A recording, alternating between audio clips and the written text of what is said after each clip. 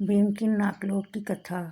भीम और नागलोक में पांचों पांडव युधिष्ठिर, भीम, अर्जुन, नकुल और सहदेव पितामह भीष्म तथा विदुर की छत्र छाया में बड़े होने लगे। उन पांचों पांडवों ने भीम सर्वाधिक शक्तिशाली थे। वे 10-20 बालकों को सहज में ही गिरा देते थे। दुर्योधन वैसे तो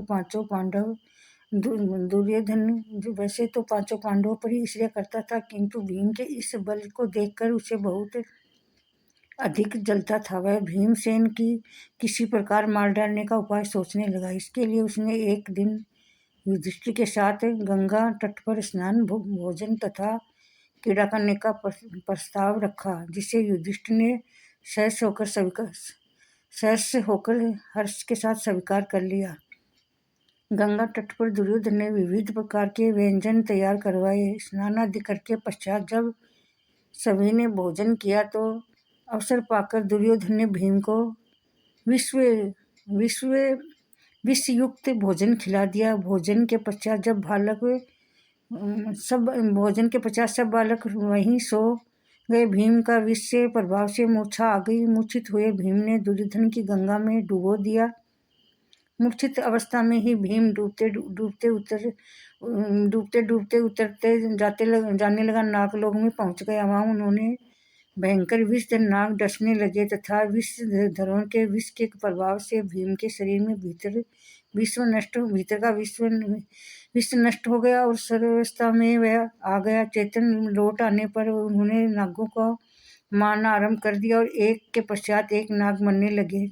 भीष्म के इस विनाश लीला को देखकर कुछ नाग भागकर अपने राजा वासुकी के पास पहुंचे और उन्होंने समस्त घटना से अवगत कराया। नागराज वासुकी ने अपने मंत्री आर्यक के साथ भीम के पास गए। आर्यक नाग के भीम को पहचान लिया और उनका परिचय राजा वासुकी से करवा दिया। वासुकी नाग ने भीम को अपना अतिथि बना लिया। नागलोक में 8 ऐसे कुंड थे जिनके जल से पीने से मनुष्य के शरीर में हजारों हाथियों का बल प्राप्त हो जाता था। नागराज वासुकी ने भीम को उपहार में उस 8 कुंडों का जल पिला दिया। कुंडों को जल पी लेने के बाद भीम का गहन निद्रा में चले गए। 8वें दिन जब उनकी निद्रा टूटी तो उनके शरीर में हजारों हाथियों का बल आ चुका था।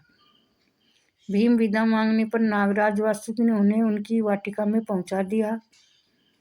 उधर सोकर उठने के बाद जब पांडवों ने भीम को नहीं देखा तो उनकी खोज करने लगे और उनके न मिलने पर राजमहल में लौट गए। भीम के इस प्रकार गायब होने पर माता कुंती अत्यंत व्याकुल हुई। वे विदुर से बोली, हे आर्य, दुर्योधन